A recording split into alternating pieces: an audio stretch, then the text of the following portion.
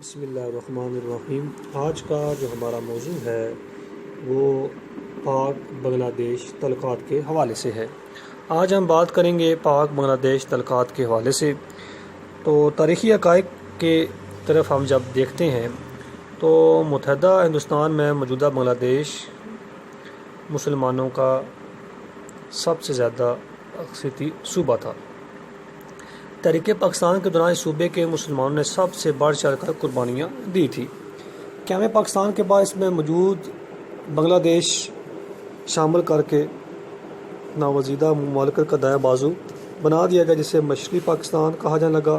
تاہم 1971 کی جنگ کی ناکامی کے بعد 17 دسمبر 1971 کو اسلامی جمہوریہ پاکستان تقسیم ہو گیا اور مشرقی پاکستان بنگلہ دیش بن گیا اور شیخ مجیب الرحمان اس کا پہلا سربراہ بنا۔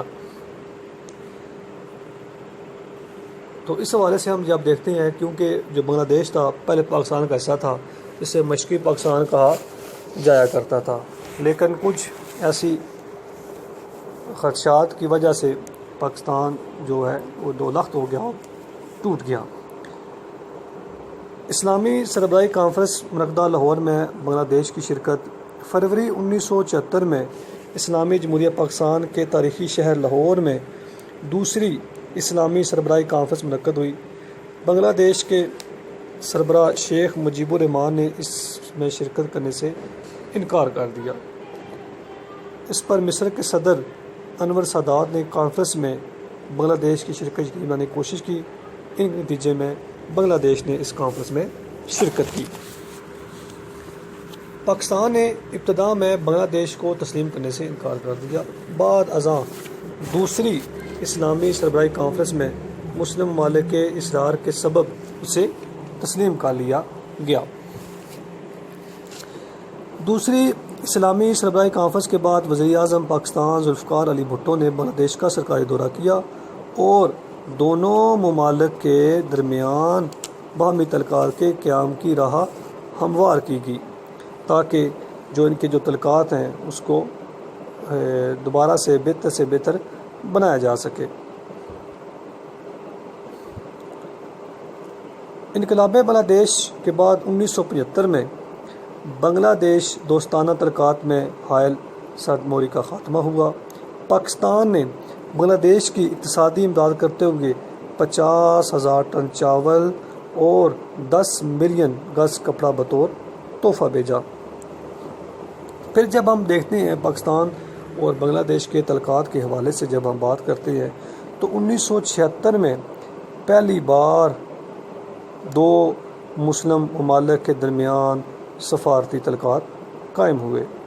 ان تعلقات سے دونوں ممالک باہمی فضائی پروازوں اور مواصلاتی نظام میں منسلک ہوئے، نیز دونوں ملکوں کے وفود نے باہمی دورے بھی کیے۔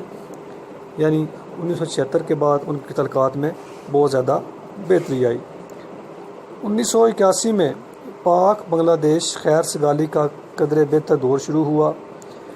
جنرل حسین محمد ارشاد نے پاکستان کا، جبکہ جنرل محمد ضیاء الحق نے بنگلہ دیش کا سرکاری دورہ کیا۔ ضیاء الحق نے اپنے دورے میں بنگلہ دیش سے 25,000 باشندوں کو پاکستان لانے کا عہد کیا۔ تو جنرل محمد ضیاء الحق کے دور میں بھی پاکستان اور بنگلہ دیش کے تعلقات کچھ بہتر ہوئے۔ 1985 میں جنوبی ایشیا کے 7 ممالک نے مل کر ایک تنظیم سارک کے نام سے قائم کی۔ بنگلہ دیش اور پاکستان نے بھی اس تنظیم میں بحیثیت رکن شرکت کی۔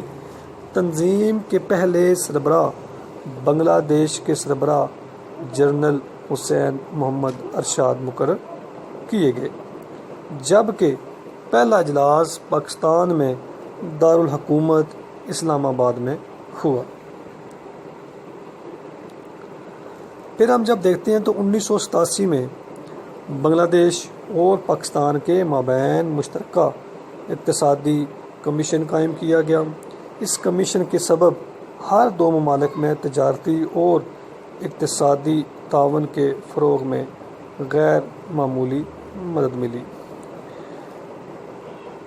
یعنی پاکستان اور بنگلہ دیش نے کوشش کی ہے کہ آپس میں جو ان کی جو مشترکہ اقتصادی کمیشن ہے اس کے حوالے سے زیادہ تعاون کیا جائے اور تعلقات کو بہتر سے بہتر بنایا جا سکے۔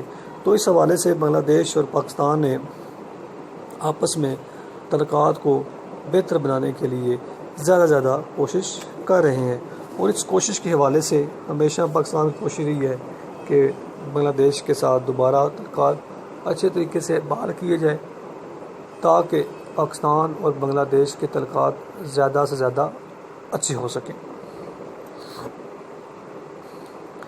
متحدہ ہندوستان کے صوبہ بہار کے وہ مسلمان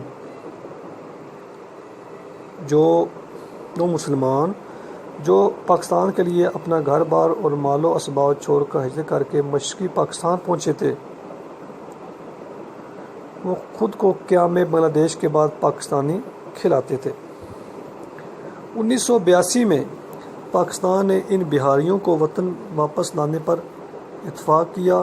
اس پر عمل درآمد کرتے ہوئے چند سو بہاری پاکستان لائے گئے اور انہیں اکاڑا کے علاقے میں رہائشی سہولتیں فراہم کی گئیں، کیونکہ وہ یہ سمجھتے تھے کہ ہمارا جو تعلق ہے، جو ہمارا واسطہ ہے، وہ بنگلہ دیش کے ساتھ نہیں ہے، اور کیونکہ ہم پاکستان کی آزادی کے لیے ہم نے قربانیاں دی ہیں، تو ہمارا جو تعلق ہے، جو واسطہ ہے، وہ صرف اور صرف پاکستان کے ساتھ ہے۔ تو اس حوالے سے ان کو واپس لایا گیا۔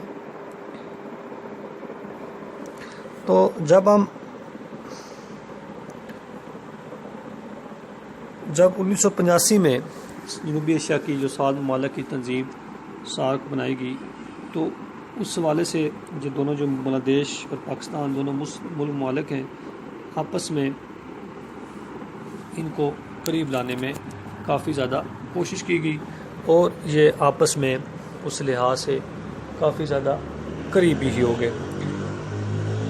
آگے جب ہم بات کرتے ہیں پاکستان کا مسئلہ کشمیر کے حوالے سے، مسئلہ افغانستان، مسئلہ فلسطین کا، ہر مسئلے پر دونوں کا موقف یکساں ہے۔ اقوام متحدہ بنگلہ دیش نے ہمیشہ پاکستان کے موقف کی حمایت کی ہے۔ پاکستان اتحاد بین المسلمین کا سب سے بڑا داعی اور علمبردار ہے۔ اسلامی ممالک کو ایک دوسرے کے قریب لا کر مسلمانوں کی منتشر قوت کو یکجا کرنے میں پاکستان نے ہمیشہ اہم کردار ادا کیا ہے۔ پاکستانی قوم اسلام کے جذبہ اخوت سے سرشار مشکل وقت میں اپنے مسلمان بھائیوں کی بے لوث امداد کرنے کو ہر دم تیار ہے۔ اس جذبے کے تحت پاکستانی عوام نے فلسطین کے مسئلے کو ہمیشہ اپنا مسئلہ سمجھا ہے۔ اقوام متحدہ اور اس سے باہر عربوں کی حمایت اور اسرائیل کی جارحیت کی پرزور مذمت کی ہے، اور جہاں تک ممکن ہو سکا عربوں کو سیاسی، مادی اور اخلاقی امداد بھی دی ہے۔ پاکستان کی خارجہ پالیسی کا جو بنیادی اصول اسلامی دنیا کو یکجا کر کے مسلم امہ کی کھوئی ہوئی عظمت رفتار کو بحال کرنا ہے۔ تو اب ہم دیکھتے ہیں کہ موجودہ جو وزیر اعظم ہیں جناب عمران خان صاحب، انہوں نے بھی کوشش کی ہے کہ بنگلہ دیش کے ساتھ ہمارے تعلقات بہتر ہو سکیں۔ انہوں نے وہاں جو بنگلہ دیش کی جو وزیر اعظم صاحبہ ہیں ان کو فون کال کیا ہے، ان کو ان سے رابطہ کیا ہے کہ ہم چاہتے ہیں کہ ہم آپ کے ساتھ اچھے تعلقات قائم رکھیں، تاکہ آنے والے دنوں میں ہم دونوں ملک مل کر آپس میں کاروبار کر کے جو دوریاں ہیں اس کو ختم کریں، اور دونوں ملک میں بہت زیادہ غربت ہے، اس غربت کو ختم کرنے کے لیے دونوں ملک زیادہ کوشش کریں تاکہ اس خطے میں غربت کا خاتمہ ہو سکے۔ تو ہم امید کرتے ہیں کہ آنے والے دنوں میں، آنے والے وقت میں پاکستان اور بنگلہ دیش کے تعلقات جو ہیں وہ بہتر سے بہتر ہوں گے، اور ترقی کی راہ کی طرف پاکستان اور بنگلہ دیش چل پڑیں گے۔ تو اس حوالے سے ہمیشہ پاکستان نے کوشش کی ہے کہ ہم اچھے طریقے سے دوسرے ممالک کے ساتھ تعلقات قائم کر سکیں۔